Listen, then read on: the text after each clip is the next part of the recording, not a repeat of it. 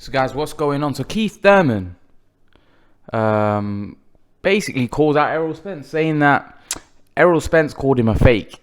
Errol Spence called Keith Thurman a fake. And Keith Thurman basically said, listen,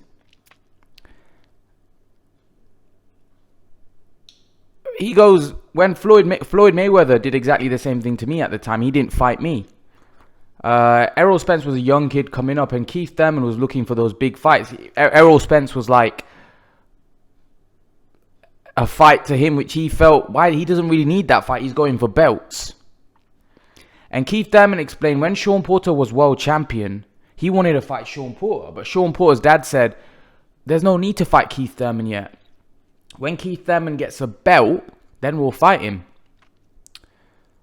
And he goes, obviously Sean Porter went on to lose to Kell Brook.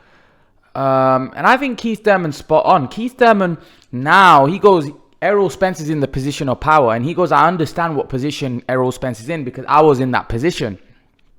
So Errol Spence is looking at it and thinking, I don't need to fight Keith Thurman. Why do I need to fight Keith Thurman?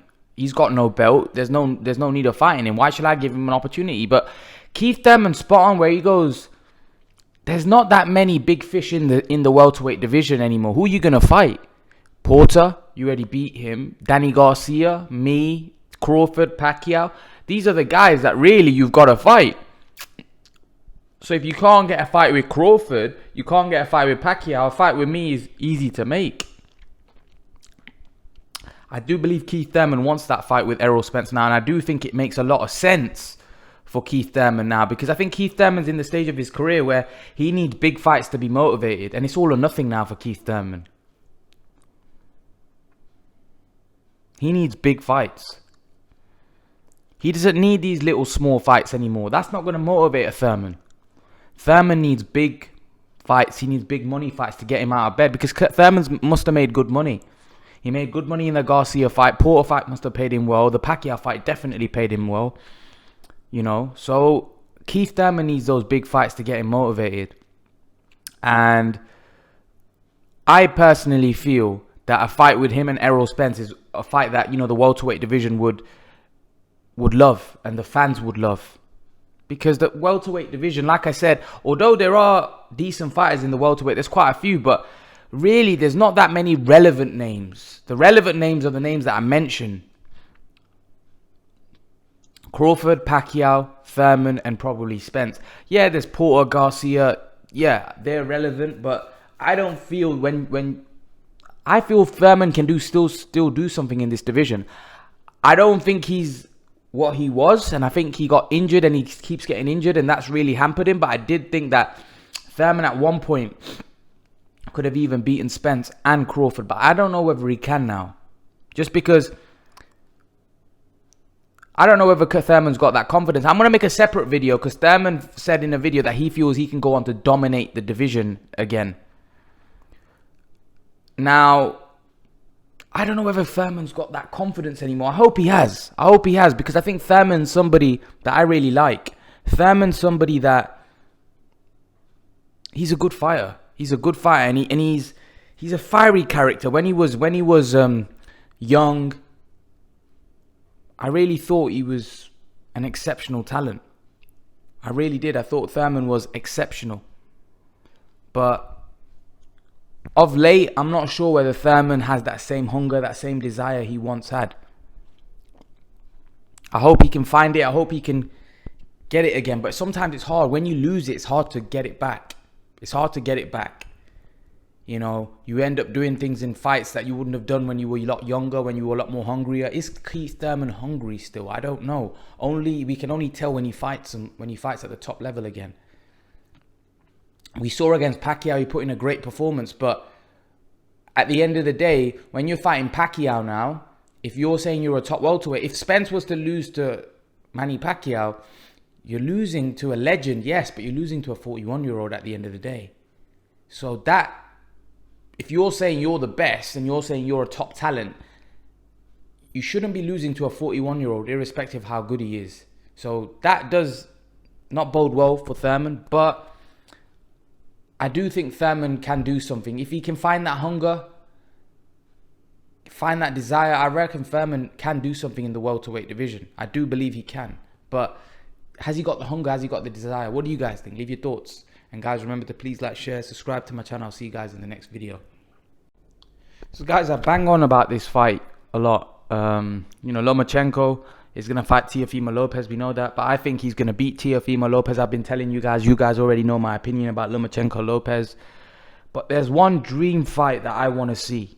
That I want to see more than any fight. And if this fight gets made, I will be the most happiest man. And that's Manny Pacquiao v Vasily Lomachenko at 140. This is a fight that I've wanted. And you guys know how badly I wanted this fight. Right?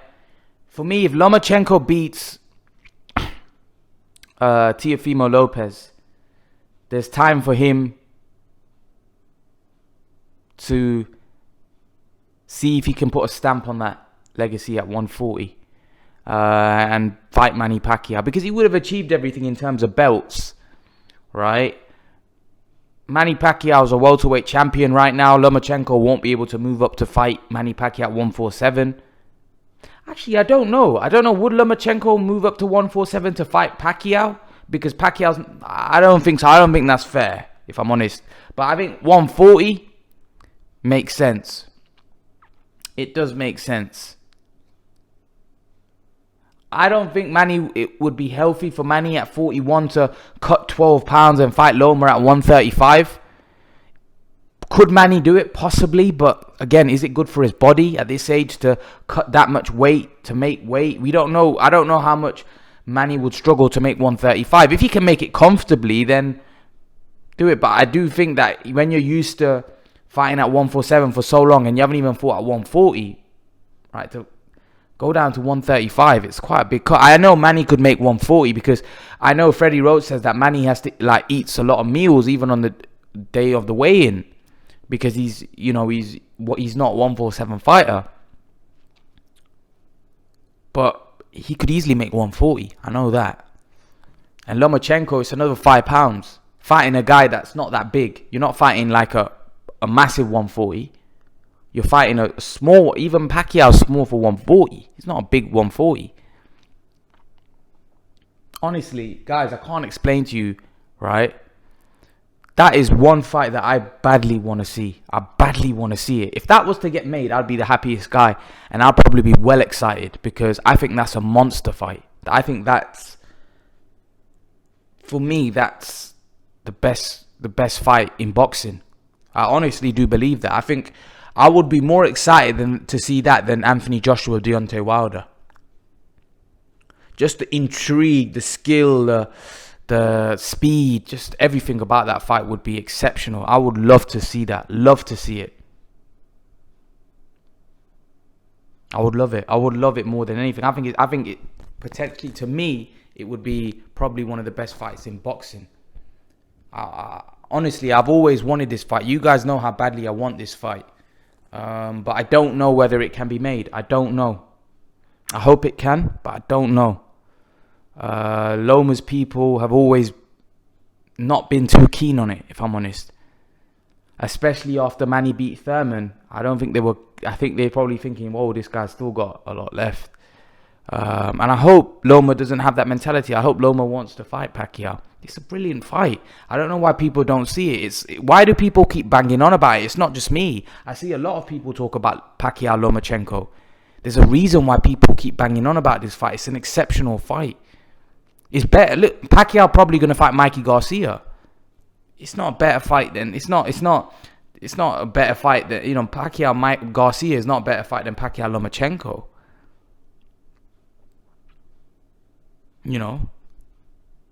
And credit to Mikey Garcia, he's trying to...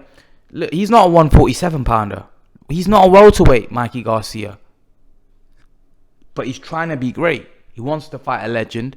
And I feel like Lomachenko, he's fought great fighters, but he hasn't fought a legend like Pacquiao. And that's an opportunity for him. I don't know. He's never been that keen on it, though. Never really cared. Like, even though it's such a big payday for him, he's getting an opportunity to fight a legend. People die for opportunities like people. I'm talking like Thurman, Khan, Spence, Crawford. All these guys want the Pacquiao fight so bad, but Lomachenko doesn't seem too keen. I don't know. What do you guys think? Would you guys like to see it? Is it on your wish list? Leave your thoughts in the comment section below. And guys, remember to please like, share, and subscribe to my channel. I'll see you guys in the next video. Guys, guess what fight I watched the other day? The best fight I've seen. The best fight I've seen. Amir Khan v Marcus Maidana. What a fight. That's one of the greatest fights I've ever seen. I watched that the other day. And you know what? I seen it on Sky Sports, then I went on Twitter, and I think Amir Khan retweeted it on his page, and I went down the comment section, and I can't believe the British fans were in so much praise of Amir Khan. They were like, I love this Khan. This was the Khan that I used to love. And then there was someone saying he's so fast, and people saying, wow, what a fighter. There's only one King Khan. And I was like, wow. Like, of late, all I've seen is just people hating on Amir Khan. Just like hate after crap comment. And then to see that fight, I think people had their memory, seen that fight got put on TV. And I think people had their memory jogged and thought, wow, he beat this guy in such a tough fight. In a fight where he showed so much heart, so much drama, knocking him down in the first round. You know what I was telling my dad the other day? That I'm so glad that Amir Khan didn't wipe Maidana out in the first round. Because all of you guys would have said Maidana was crap anyway. You know, and then look at what Maidana went on after do that. Destroyed Adrian Broner, was the first guy to give Adrian Broner a loss. First fight with Floyd Mayweather was so close. A lot of people thought it was a draw. Some people even edged towards Maidana. Like, who would have thought that he could have given Mayweather that kind of fight when guys like Pacquiao struggled. Guys like, what's his name? Canelo couldn't give him any trouble. But yet Maidana was a monster. People don't understand how good Maidana was. He was an animal in the ring. He was an absolute animal. You know, oh man, that was unbelievable fight. I can't believe how great that fight was. That was the best fight I've seen. And if anyone disagrees in terms of how great that fight was, then you, like I said, you just a hater, because that was one of the best fights I've seen. Unbelievable fight. An unbelievable fight. You know, it had everything. Heart, grit, determination, warrior. Oh, it was brilliant.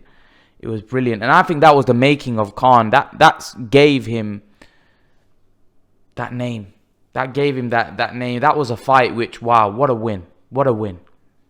And most people, the reason why I give him a lot of credit for that fight, because most people thought he would get knocked out before that fight. I know people now talk rubbish.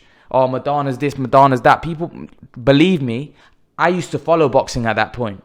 Maybe some of you that don't. That's why you don't know what was going on around that time. But I'm telling you, most people thought Maidana would knock Khan out.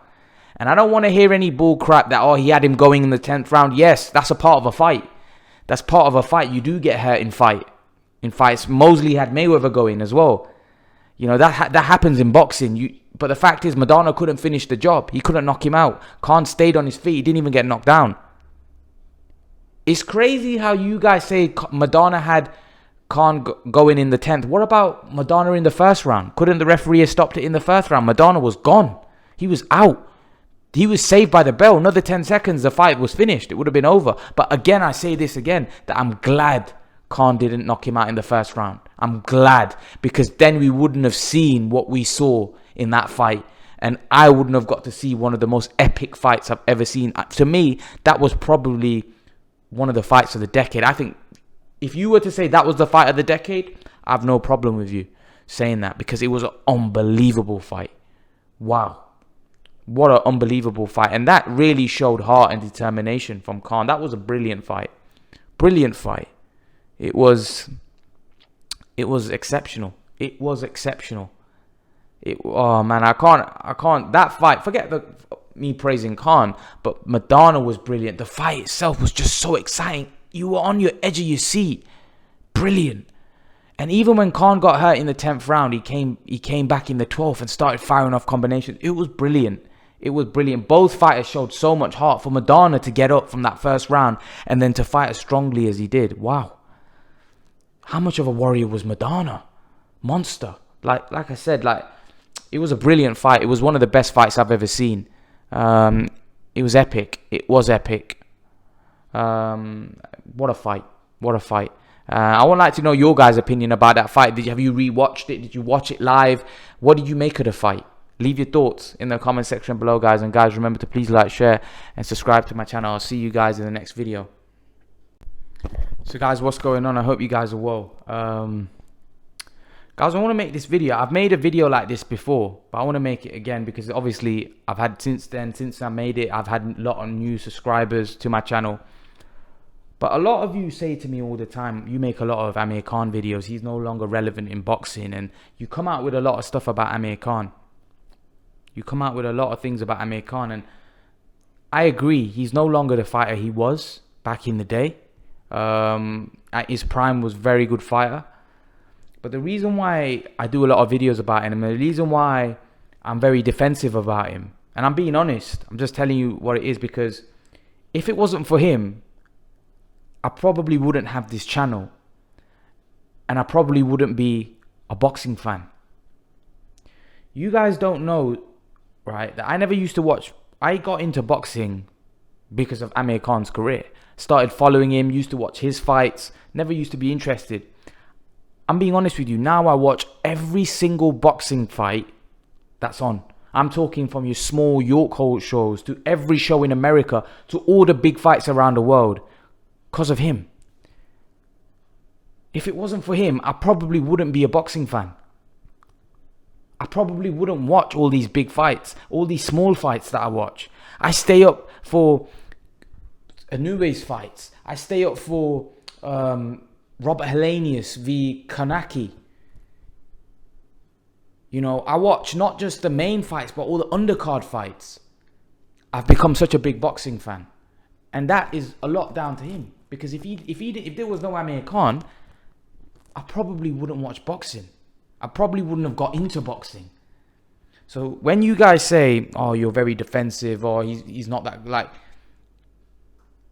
I feel like I get very emotionally attached. So sometimes when you guys are commenting in the comment section, I see your comments and I attack back, or I bite back to some of you because I get very defensive. Because like I said, I view him as like an inspiration, a guy that's got me into boxing, a guy at a time where British Pakistanis weren't seen in good light, and he came along and changed that, became a massive star, became, in my opinion, the first really big British Asian star in the UK, you know.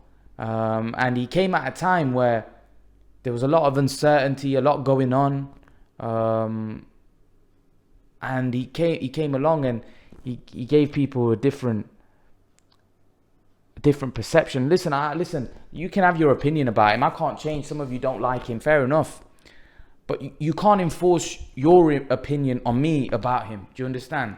So if you don't like him, that's fair enough. You can have your opinion, but don't try to enforce your opinion about him onto me, because like I said, I have a strong connection towards him. So irrespective of what you say, it's not going to make a difference to me, because he's had a massive impact on me. Like I said, if someone gets you in to a sport when you weren't really into, like I got into boxing about 2010, 2008, around the time he was coming up and starting to blow out a little bit, right? I probably would, if he didn't come along, I probably wouldn't be a boxing fan.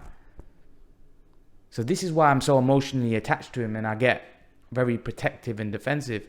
But listen, everyone's entitled to their opinion. It's a free world. You guys can say what you want about him. Just because I have my opinions about him doesn't mean you're not entitled to yours. You can think he's not good, or you can think he's got not a good chin, whatever you guys want to think. But I'll always have my opinion about him, always be defensive about him, because I'm always, like I said, he's somebody that, for me, he's inspired me. Now, you may not look at him the way I look at him, but all I say is respect what I feel about him. You know what I mean? Like, if you are entitled to your opinion and you think he's no good, I'm entitled to my opinion and think he's good, right?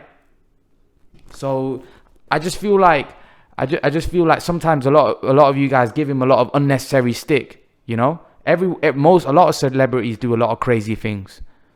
You know, he's not the only one. He's not the only one that's done bad things as a celebrity.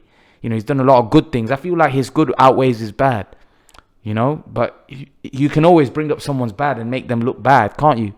But let's talk about some of the good stuff that he does as well. You know, so like I said, I just respect that. Listen, he's somebody that's inspired me, that got me into the sport. You know, if it wasn't for him, I wouldn't be into boxing. I wouldn't have this channel. So at the end of the day, I have a lot of respect for him. I think he's done great, not just in the ring, but outside of the ring. You know, I think that's the most important, doing things outside the ring, inspiring a lot of people. He's inspired a lot of people, believe me. You know, and that's why he's got a lot of fans as well. He's got a lot of haters, but usually when you're popular, you have a lot of haters and you have a lot of fans. But that's just my little video to the new subscribers that probably think, why does he make a lot of calm videos? That's why. But leave your thoughts, guys. Leave your thoughts and I'll happily respond. Guys, make sure to share, like, and subscribe to my channel. I'll see you guys in the next video.